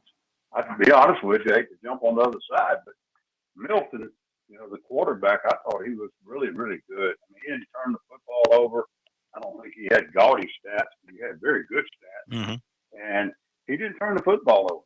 And, if you look at all the other quarterbacks that had to come in and play with lost quarterbacks, they all turned the football over. Notre Dame, Clemson, all of them had problems, making few bad decisions that put their team in jeopardy. Chuck, one more thought on the Clemson offense and play calling. I mean, they ended up throwing the ball over 50 times. In the first half, Shipley had 3 carries and 2 receptions, I believe. He had 5 touches in the first half. Obviously, they came out in the second half and got the ball to him. But how does that happen as a play caller? Is that by design, you think, or do sometimes you just forget about a guy as you're calling a game? I don't know how you can forget about the best player on your team, on your offensive football team. No, I don't know. And like you said, I certainly wouldn't have gone into the game and with the idea we were going to, put the ball in a freshman quarterback first game as a starter, put it in his hands to win the game. And that's what they did. I think, like you said, threw 54 times. They're not going to win any games throwing the ball 54 times. I can tell you that right now, because they're not made for that. So I mean, and if they do that, they won't win any games against good teams. But and then I don't know how many times. I think he carried the ball a bunch of times too. I think he had 70-some touches. Yeah. The quarterback did, where he either threw it or carried it. No, I don't know. I don't understand. And it seems like always after the game they're saying, "Oh, we should have got the ball to Shipley more." Well, why don't you say that during the game? I don't know. I mean, I don't mean to be critical, but it seems like it's always after the fact. Well, we didn't get the ball to Shipley enough. Well, I don't understand it either. Mm-hmm. Chalk Talk tonight here on Sports Talk with Chuck Reedy and also Ellis Johnson. Let's turn over to the Gamecocks and their loss at the Gator Bowl down in Jacksonville. And Ellis, when you were coaching, if your defensive unit went out and scored twice in a ball game, I would think as a coach you felt pretty good about your team's chances to win. Have you ever seen a squad that did not win when they were able to produce 2 touchdowns off of defense and also 1 off special teams? Well, when they gave up 560 yards, the 2 interceptions. But I don't mean that in a negative way. That's just kind of, I guess they did what they could do that night. The quarterback from Notre Dame tried to give them a football game several times, but they were able to recover and to kind of sustain things. But obviously, they didn't play a great defensive game. But those 2 touchdowns were obviously huge and really good plays. But it was, like I said, a lot of people were breaking in quarterbacks in these bowl games. And it looked like to me that Milton from Tennessee was the only one that was really good. The kid from Notre Dame ended up hanging in there and making some plays for them to win, but he was trying to give the ball game away. The other thing I thought is that, again, they gave up 260 65 yards rushing. That's kind of been the Achilles heel all year. So it was kind of two different things. Some of the scores. Then they got one touchdown off of a fake punt. So when you look at it, South Carolina's offense scored 17 points. So I just think the defense did the best they could and did what they could do. And those two touchdowns were huge, but they weren't enough to beat Notre Dame when you give up those kind of yards and that kind of possession. And Chuck, with regards to Carolina's offense, we were kicking this around last night and never were able to come up with an answer. But if you were coaching there right now, how do they address the run game, which was absent against Notre Dame and has been sporadic at best throughout the past couple of seasons? Where would you go to fix that, realizing that probably your best running back was not available since Marshawn Lloyd is transferring out of the program? Yeah, I mean, I think that was really a blow. I mean, I don't understand that. I don't know where he's going to go to have a better opportunity. But they've got to get out and find one, and whether it be in the portal or junior college somewhere. There's got to be a running back out there that wants to come in and be a featured back. And and they've got to, they need to go find him wherever he is and do whatever they got to do to get him, because if they don't get where they can run the football, they're going to have a hard time, being an elite football team. Final moments here with Chuck Reedy, Ellis Johnson. So just to wrap up this 22 season, Chuck, for the Gamecocks and the Tigers, just sum up your thoughts on each in terms of what the Gamecocks did and where you think they're heading coming out of the 22 season, going to 23. Obviously a lot depends on what Rattler does, but despite that, what did you think of their season, and where do you think they're headed? Well, I certainly think winning 8 games in the regular season was better than what most people would have thought. Certainly better than what I thought. So I think they took another step forward. It looks like they're doing a better job recruiting. They're still not recruiting at the same level as the Alabamas, the Georgias, whatever. But it was a step forward, and I think there are good times ahead for them. Clemson.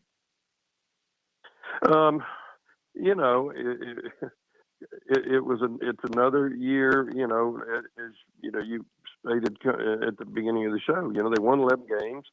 They won the conference championship in a very weak conference, and it's just the way it is. But the conference is getting better. I think Florida State is definitely, they're definitely getting better. I think Miami, the way that they're recruiting, if they can coach, they're going to get better. Clemson, they're right there, and I think they're still, an elite program. But they need something. They need a spark. They need something. They just look kind of static to me from an offensive standpoint. And I've talked about this before. Don't need to get into it. But they need to really evaluate what they're doing offensively and see what they can do to change things a little bit, I think. All right, Ellis, your thoughts on what the Gamecocks did and where they're headed? Well, I think once again, Shane Beamer took an average football team that was struggling early in the year, could have tanked and gone into submission, if you will, and he got them going. And those kids played hard, and even with all the people they had out, I know Notre Dame had 4 tremendous impact players out too. But South Carolina had a bunch of key players out. They went down and played hard. I just think the way they come to play every week is a positive sign. On the other hand, I think the recruiting is good, but they're not recruiting on the level that the people they got to beat right now on a consistent level. So they got a tremendous amount of needs. The guy was telling me today the 11 to 12 people that didn't play, and I said, well, can they fill those things in recruiting? You fix it in 1 year? I don't know. So, and then the other thing, Clemson, of course, you got to look at the expectations of the two different programs. If Carolina can win 8 games, everybody's happy. If Clemson wins 8 games, they want to fire everybody. So, they've got more expectations. But I agree with Chuck. It's sort of hit a little bit of a neutral period right now. And the thing that I think's missing, I really feel like they've got to grow up a little bit in the secondary. Hopefully they will. I know they're pretty young back there this year. And the other thing is I haven't seen a premier running back. Now, Shipley, I love that kid. I love him. But he can't take it the distance like some of those other guys. And I think that's the offensive scheme is built for that. And they either got to get a little bit of different philosophy. I haven't seen a lead blocker in their backfield in 2 years, whether it's a tight end rover or whether it's a fullback or whatever else. And so they don't have a scheme of offense that's complementing the style of backs that they recruit. It just looks like to me they're a really good football team, good roster, but they don't know who they are right now. And again, I predicate all that with expectations. Clemson won 11. They ain't excited right now. Carolina won 8, and they think they're going to beat the Super Bowl next year. This is true. Gentlemen, we thank you so much. Happy New Year. And rest up, get ready for 2023. We'll be back at you come August and see how things turn out in this upcoming football season. Should be a lot of fun. Thank you, guys, as always. Chuck, thank you. And Ellis, thank you. Thank you, Jordan. Happy New Year. Thanks, fellas. Happy New Year to you guys. Take care. And Chuck will be down there to we're going to broadcast from your place down there if he's still with us. Going to broadcast from your place down there pretty soon. Yeah, just let me know. Yep. I'm going to hit you up here real soon. You. Can we all go? Yeah, absolutely. Just you. No, everybody can go. Yeah, we'll feed you. You have to pay for it. Yeah, Chuck doesn't, he doesn't put it on a tab or anything. You have to pay for it. Man's trying to make $1. So, well, it's probably understandable since we don't pay him. So that's right. That's fair. The Comeback Shack, folks. The Comeback Shack, 2 locations in Charleston. Get down there and enjoy it. All right, let's squeeze in our break if we can. There's one. Yeah, they started in Boone. Boone. Yeah, yep. They're very, very good. Very good. I may swing by there. I'm headed up there tomorrow. Well, you should. Absolutely. All right, we do have to hit the break. As we go to the break, South Carolina Vanderbilt are playing. The Gamecocks had the early lead, but Vandy's come back to tie it at the under 8 timeout. It's 22-22, and the Gamecocks are being led by Carter, Chico Carter. He's got 8, and we'll be back. Hi, this is Phil Kornblut of Sports Talk here with Major Billy Downer of the Department of Natural Resources. What words of wisdom do you have for those hitting the water this summer? Phil, collisions can be prevented easily if every vessel operator fulfills 3 major responsibilities. 1, practice good seamanship. It's the responsibility of every boat or PWC operator to take all necessary action to avoid a collision. 2, keep a proper lookout. Failing to keep a sharp lookout is the most common cause of boating collisions. And finally, maintain a safe speed. Remember, boat safe, boat smart. Show your team pride wherever you go with Founders Federal Credit Union's collegiate debit cards. Get your University of South Carolina and Clemson University debit cards at any Founders office or by calling 1-800-845-1614. Plus, our debit cards are digital wallet ready, so you can pay however you please. Not a member? Visit relaxjoinfounders.com or one of our 37 convenient locations to see if you qualify for membership. Terms and conditions apply. Founders Federal Credit Union is federally insured by NCUA. When your day calls for some winning, why not watch your favorite football team at Dave & Buster's? We've got massive HD TVs and hundreds of the hottest new games. Sip from our chef-crafted cocktail menu with exclusive drinks such as the Strawberry Watermelon Margarita or Dangerous Waters. Cheer on the team with Cantina Nachos or wings featuring one of our 12 wing flavors. When your day calls for some winning, it's time for Dave & Buster's, where you can watch the games and play the games. Locations in Greenville, Columbia, and Myrtle Beach.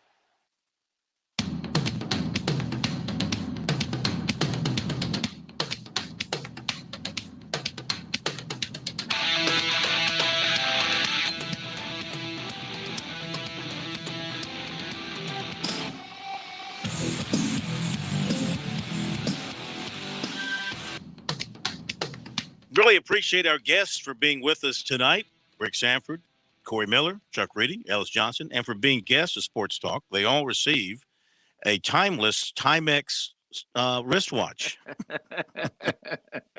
or something like that. That used to be all the rage. That's right. That's what everybody had to have a Timex back in the day. All right, so South Carolina Vanderbilt, 22-22.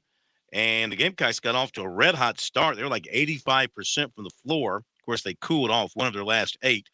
So they're at 41%. Vandy's at 42%. Gamecocks are 4 of 10 from distance. Vandy is 4 of 7. USC has not attempted a free throw. Vandy is 2 of 3. Rebounding is pretty even.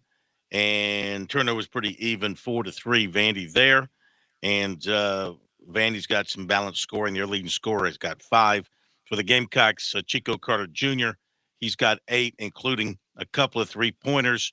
Gigi Jackson has 6 points and 3 rebounds for the Gamecocks. So it's 22-22, 6:52 to go in the opening half. Check some other scores. Tennessee, who comes to Columbia this Saturday, is playing Mississippi State. Well, Tennessee's playing. I think it was 18-0 to start the game. Oh, if was I'm it not really? mistaken. Let's see if I can get my score here, my page. There we go. 24-8, Tennessee over Mississippi State. Wow, they're tough. Louisville leads Syracuse 19. Make that it's tied now. 19-19. South Syracuse, Louisville. Notre Dame 21. Boston College 17. Still to come tonight. LSU is playing at Kentucky. That should be fun. Looking forward to that. Of course, last night, the USC women picked up another win. They rallied. About midway through the third quarter, they went on a 9-0 run to take the lead in Georgia. Went on to win. Zia Cook, a career-high 31 for the USC women. And we're back after the break. Don't go away. On Point Weather is made possible by our friends at Palmetto Citizens Federal Credit Union on 107 The Point. Here's tonight's forecast. Showers developing for us this evening. They'll carry over into tomorrow. Our low dipping down to 63. Look for heavy rain in periods tomorrow with a high climbing to 69. We'll dry out for Thursday. We get our sunshine back. Cooler temperatures for the weekend. Highs in the upper 50s. I'm Kevin Cohen with your On Point local weather.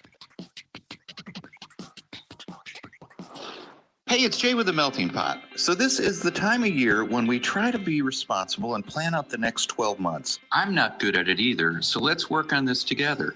Go and grab your calendar, whether it's on your phone or on your refrigerator. Find your anniversary, your best friend's birthday, your kid's birthday, your spouse's birthday, graduation day, and write in Melting Pot. We're the premier special occasion restaurant in the Midlands, the Melting Pot.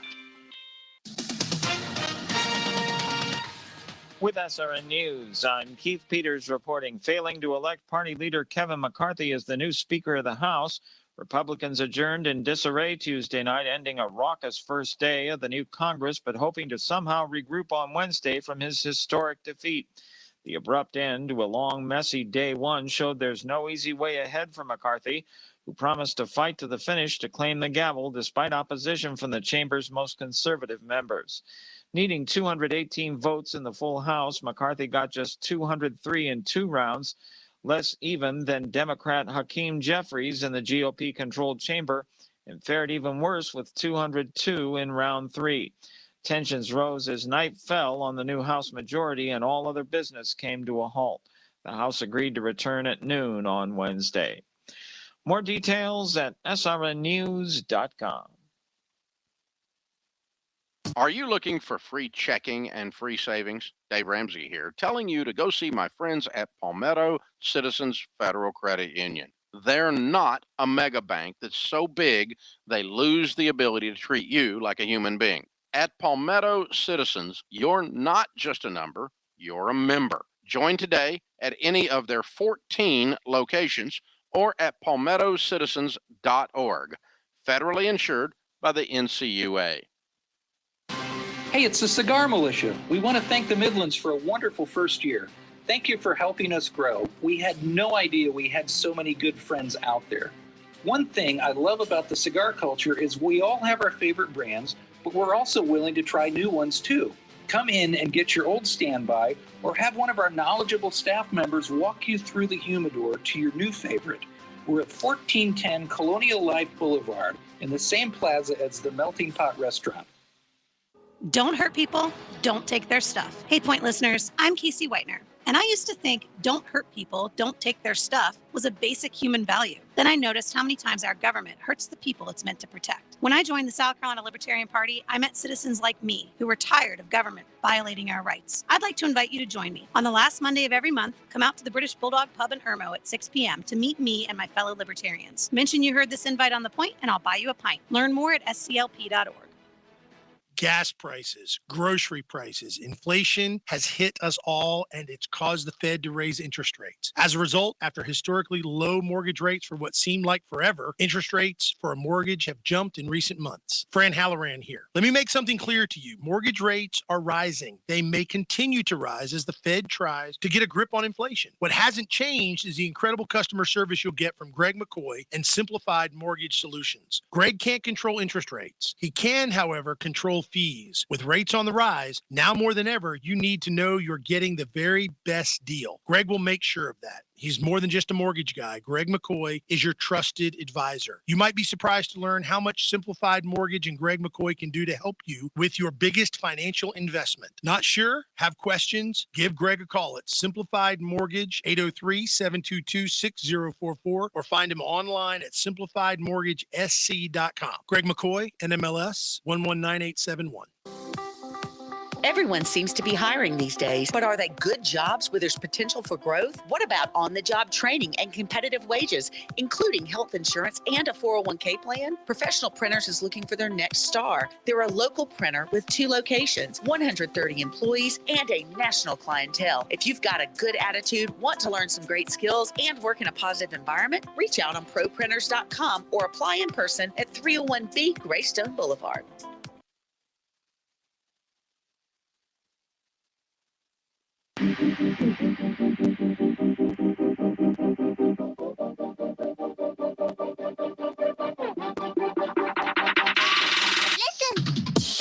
Okay, we give you the recruiting report tonight right here on Sports Talk. Each and every night brought to you by Seawells. Hey, big day tomorrow. Should be a parade down Main Street in Columbia. The return of the daily luncheon buffet from holiday break. I know you've been dying for it. I know I have been. Make sure you get out there tomorrow between 11 and 2, Rosewood Drive in Columbia, across from the Rocket at the State Fairgrounds. You see the Rocket? If the Rocket's on your left, then Seawells is on your right. Then again, if the Rocket's on your right, then Seawells is on your left. Make it simple for you. And I think the parade should actually start at Williams-Brice Stadium, walk directly across the fairgrounds, and end up inside Seawells. That's right. That would be an awesome parade. It's a straight line. It's a straight, and it's a smooth, leveled walk. There's no hills to have to deal with, okay? And so get there for the luncheon buffet. You'll enjoy it. And, of course, if you have some catering needs coming up in 2023, make your plans now. Book them, Dano, because if you don't book them, you might not have space. You know, they book up quickly and they get busy. So make sure you book them as soon as you can. 803-771-7385. That's Seawells, SeawellsCateringSC.com. So if you weren't with us last night, and many of you weren't, recap some of the things from last night in recruiting, and then to give you a few other new items. So the Gamecocks are the favorite right now of transfer offensive tackle Sidney Fugar, 6'6", 330. He's from Western Illinois. He's a native of Waldorf, Maryland, and he and USC's Lonnie Teasley, they go back to when Teasley was at North Carolina Central. He's known him since then. So he is going to take a visit this week to Cincinnati and then this weekend to USC. And the Gamecocks are the team to beat, from what he tells us, and looks good for them there. So we had some top prospects cut their list down. You had K.J. Bolden, safety out of Beaufort, Georgia, trim his list to 15. Clemson and USC are in that group. You had defensive tackle Heaven Brown Schuler, cut his list to 13. USC and Clemson are in that group. And you had defensive end King Joseph Edwards, cut his list to 15, and USC is in that group. Clemson's not offered him, so they're not in the 15, but USC is. Another player that Clemson had offered, cornerback Charles Lester III, He cut his list to 5, and Clemson did not make that list. Another transfer offensive lineman USC offered, Marcellus Johnson, picked up offers from Colorado and Auburn and other recent offers from Virginia, Oklahoma State, Illinois, Kansas, Wisconsin, and Missouri. 2024 Dillon offensive tackle Josiah Thompson tells us he's going to take a visit to Tennessee on the 14th, USC on the 21st, and Clemson on the 28th. And I'll tell you, the Gamecocks right now with him, this is what he tells us, they are big favorites. On a scale of 1 to 10, he put it at a 10 right now, South Carolina being number 1 on his list. You're there? In good shape there. 2024 tight end Christian Bentancur, Woodstock, Illinois, has set January 13th, Friday the 13th, for his commitment announcement. He's down to Clemson, Oregon, Ohio State. Daniel wide receiver Eli Merck offered a PWO opportunity at Oklahoma. Former Coastal Carolina quarterback Bryce Archie transferring to USF. How good is he, Chris? From what they tell me, and we only got to see him in small portions, small sample size, he actually got in the Birmingham Bowl and, memory serves, scored a touchdown late. Mm-hmm. He's got a terrific arm. They rave about his arm. So my guess is he was thinking he was going to be in the mix for the starting quarterback job next fall. When he saw Grayson McCall come back out of the transfer portal, he thought, well, maybe not. Yeah. And so that probably prompted him to transfer.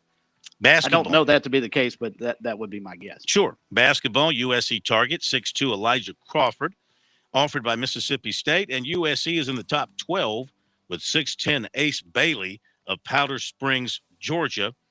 But the company is heavy, like, say, Kentucky, Auburn, Texas, Tennessee, Kansas, Memphis, Arkansas, Oregon, Georgia.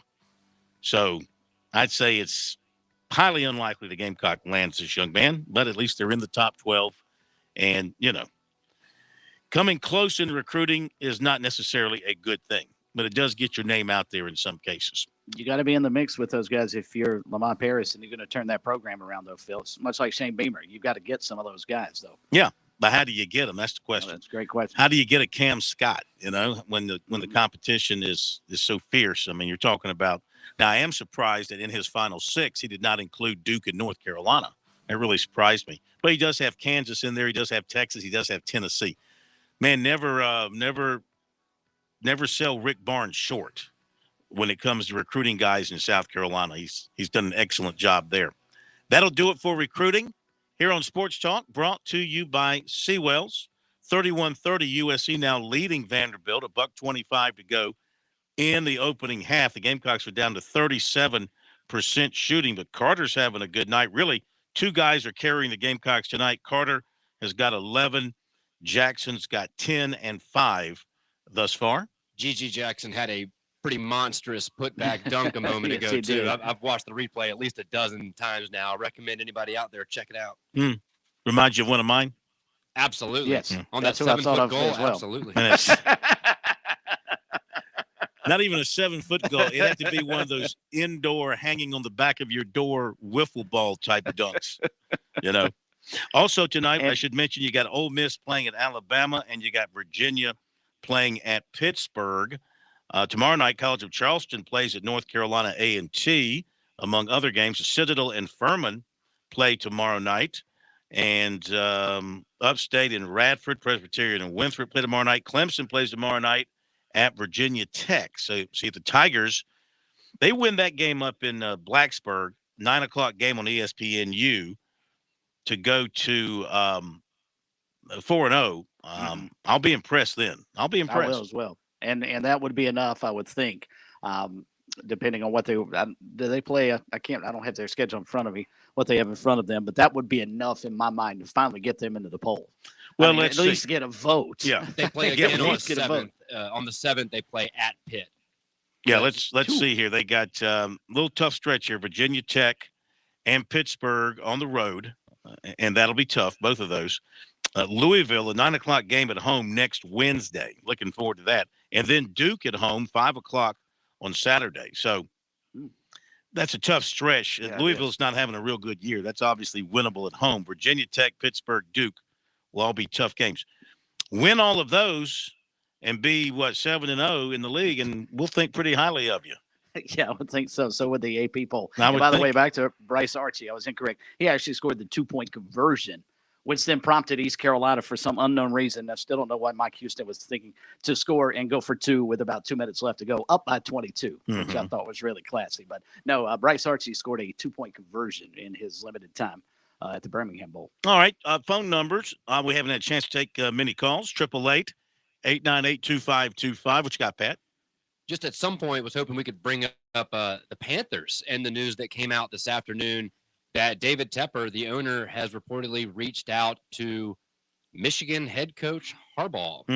And, curious to see that. There had already been rumors that Harbaugh had spoken with, I believe it was the Broncos, and it had been reported that the Colts were possibly not going to be reaching out to him. But remember, as well as he's done in college, he was the 2021 AP Coach of the Year in college. He was the 2011 AP NFL Coach of the Year. He's the rare coach that has had success at both levels.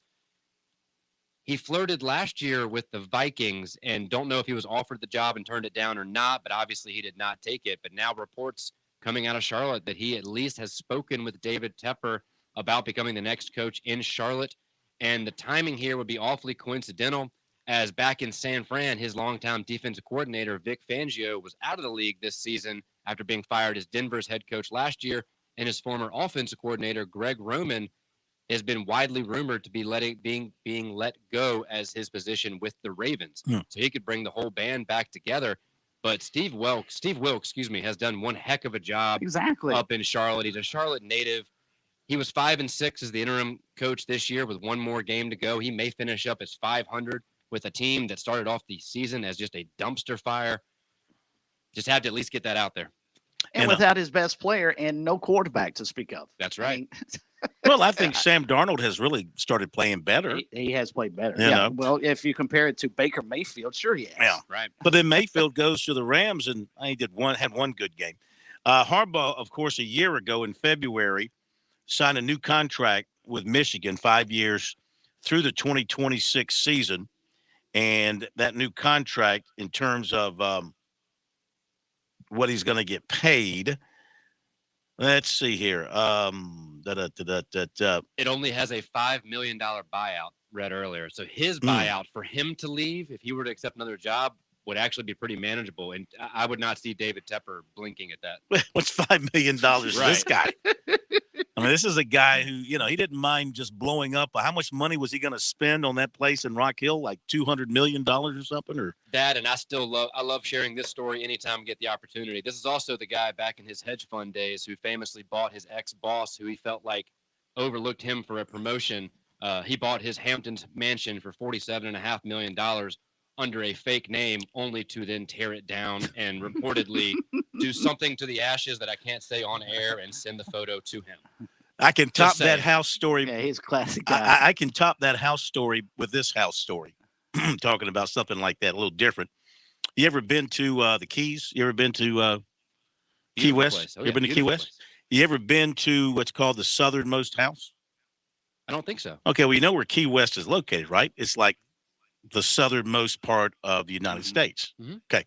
So there's a house there that was built called the southernmost house. In other words, it's the house that is southernmost in the United States, where it's built in Key West. Well, there was some kind of fallout in the family. And so whoever got mad and moved out of the house built a house a few feet further south than that house. And now it's the southernmost house in the United States. That's true. That's a true story. It's the southernmost house in the United States. The one time I went to Key West, on a little tour, they take you by that. They tell you the story. This was the southernmost house, but then they built this one. They call it the southernmost house. So anyway. Wow. Let's go to our break, and then we'll be back to wrap things up. Take some phone calls if you'd like. Phone number 888-898-2525. That's the South Carolina Education Lottery lucky number. Vandy at the half now. Vandy at the half, leading USC 34-32. Both teams hit their last 3 shots of the half. And so he got a tight one. Homered, too. Big time at Vandy, where you would expect. Getting homered? Yes. Eight free throw attempts by Vanderbilt, none by South Carolina thus far. Maybe they should attack the basket. All right, we'll hit the break, and we'll be back in a moment.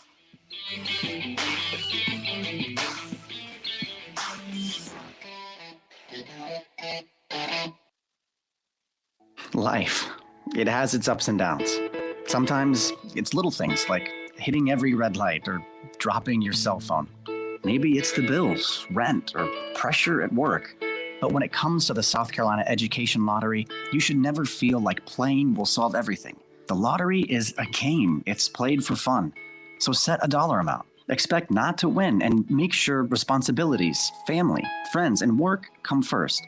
Visit playresponsiblysc.com. Touchstone Energy Cooperative members save more on electricity, and members save more on insurance, groceries, healthcare, restaurants, travel, concerts, and sporting events through Co-op Connections. Touchstone Energy is an alliance of the member-owned electric cooperatives, and as a member, the power is yours. Experience the power of co-op membership with Touchstone Energy and find out how much you can save on electricity and a whole lot more at touchstoneenergy.com. When your day calls for some winning, why not watch your favorite football team at Dave & Buster's? We've got massive HD TVs and hundreds of the hottest new games. Sip from our chef-crafted cocktail menu with exclusive drinks such as the Strawberry Watermelon Margarita or Dangerous Waters. Cheer on the team with Cantina Nachos or wings featuring one of our 12 wing flavors. When your day calls for some winning, it's time for Dave & Buster's, where you can watch the games and play the games. Locations in Greenville, Columbia, and Myrtle Beach.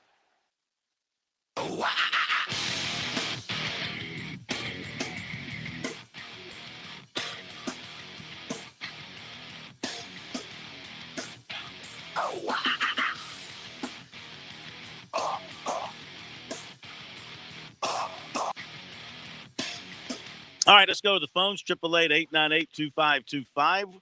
And Sam down in Charleston. How are you tonight, Sam? Good to have you with us. Phil, Chris, and Pat, who got to do well, and Happy New Year. Happy New Year, Sam. Happy New Year. Sam. Happy New Year. Happy New Year.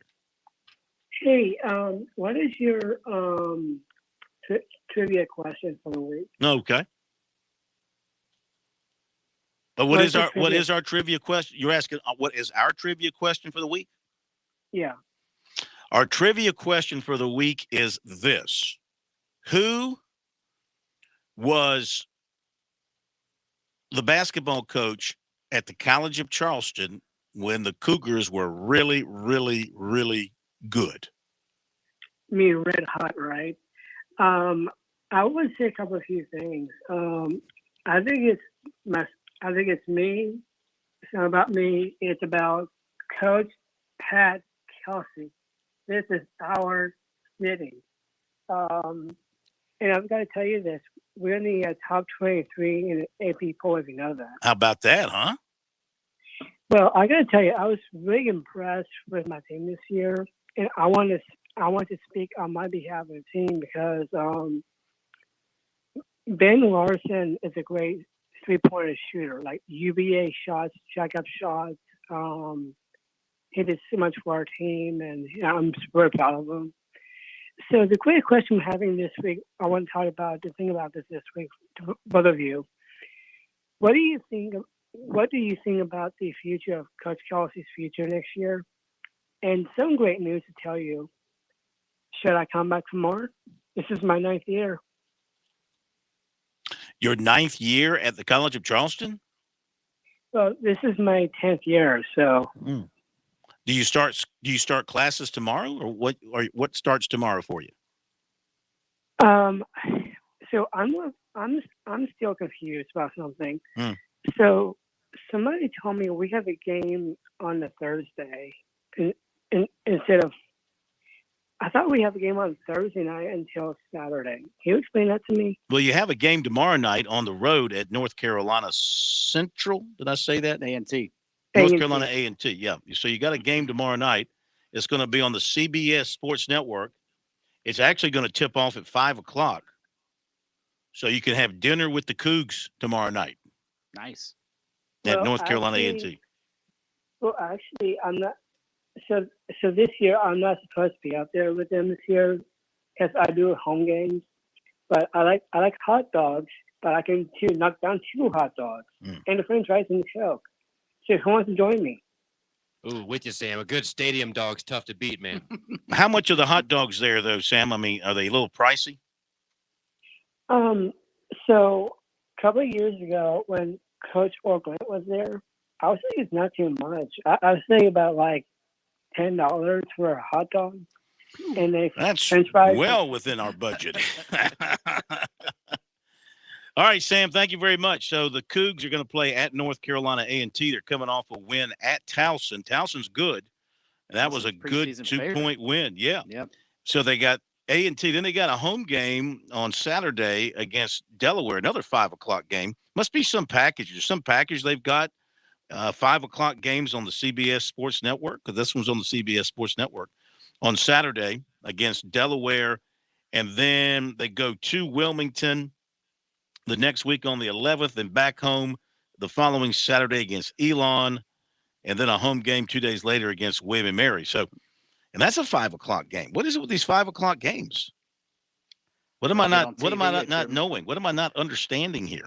My guess is, Phil, the Colonial probably has a situation where they figured out a way to get their games on television as a mid-major, and you just have to play a little bit earlier. Unless it's back half of a doubleheader with the women playing, at 7:30. Go ahead, Ben. I was going to say, maybe it's their version of the Maction. We get to see football. There you go. There you go. The Caction, CAA Caction. I mean, I get it, 5 o'clock. I'm not so sure how good that is, like during the week for attendance, 5 o'clock. Though the beautiful thing is, downtown Charleston, you come out of a bar, you come out of work, you go right to the arena. It's right there on.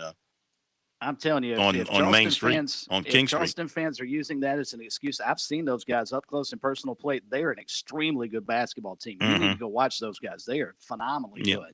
There's a reason they're ranked inside the top 25. It's deserved. Yeah. Well, they've beaten Virginia Tech this year.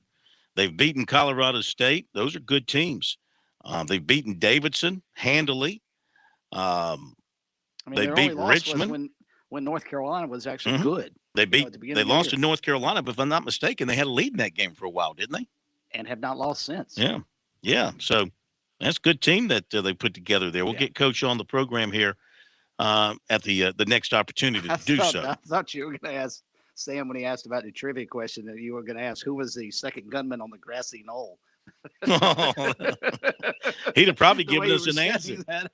He'd have probably answered it. All right, let's update some other basketball. We told you South Carolina's at the half. Tennessee, Mississippi State, 46-22 Vols at halftime. So they got everything going their way. Louisville, Syracuse, 19-19. That is in the first half. 9:09 to go in the first half. Let me update that. 35-34 at halftime. Louisville over Syracuse. Now, how is it, using the ESPN page here, that on the front page it gives me a score of 19-19, but then you click on that and it gives you a score that's 10 minutes later, later in the game? That makes no sense. But nothing makes sense to me anymore. Notre Dame and Boston College at halftime. Notre Dame is up 38-34. So I have to click on these things to get the actual up-to-date score. So typical. LSU, Kentucky still to come. Ole Miss, Alabama, Virginia, and Pitt still to come tonight. Okay. Let's see if we have anything else to pass along. Yeah, a couple of other notes. A couple of things I didn't get to last night. Still good for tonight. By the way, how about the turnout on our poll question here, guys? 1,087 votes over. Twitter now has a way for you to, I guess, it keeps count of the number of people that look at your tweet, I guess, or click on your tweet. 8,400 people have clicked on the tweet, and 1,087 have voted. So that's been a very popular poll question for us. So let's see, what else did I have to tell you about? This is interesting. Manny Navarro, who is a recruiting reporter for one of the recruiting websites, or maybe The Athletic, he was talking to some recruits at the Under Armour game, And several recruits have told him, these are high school guys, told him that they've had offers of $1 million. Player number 1, he said $400,000 a year, said it was surprising for sure, and I'm a defensive back. Player number 2 said, I never had money tossed my way in any conversations. Player number 3, somebody tried to throw $1 million at me on signing day. Somebody called my parents and coaches. My loyalty to the program I signed with isn't worth $1 million. I'll make that in no time. Player number 4, I don't want to answer that one. It was more than $1 million. This is being thrown out to high school recruits now, and they're not, and the NCAA says, no, you can't use this in recruiting now. Yeah, right. Let's don't use this in recruiting. Let's see. We told you about that. We mentioned that. We touched on that. We covered that. The net rankings. Real quick. Let me give you the net. Let me give you these net rankings real quick. College of Charleston this week, 49. Clemson 78, Furman 159, Wofford 217, Gamecocks 263, Coastal 266, Winthrop 274, Citadel 282, Charleston Southern 301, Upstate 303, PC 329, and State 343. Go. DeMar Hamlin's uncle spoke a little bit ago, I guess, with a station up in Buffalo, and said his breathing is focused but improving. And they've been blown away by the support. So it sounds like more encouraging news on his recovery. That sounds great. That's what we need. Great way to end the show with encouraging news on that front. Everybody have a great night. Thanks for being with us. You have a nice trip to Boone, Chris. Thank you, sir. We'll talk to you tomorrow night here on Sports Talk. The Point. WQXL Columbia, W264DF. From the Bart Fireside Studio, the solution for keeping you warm this winter. This is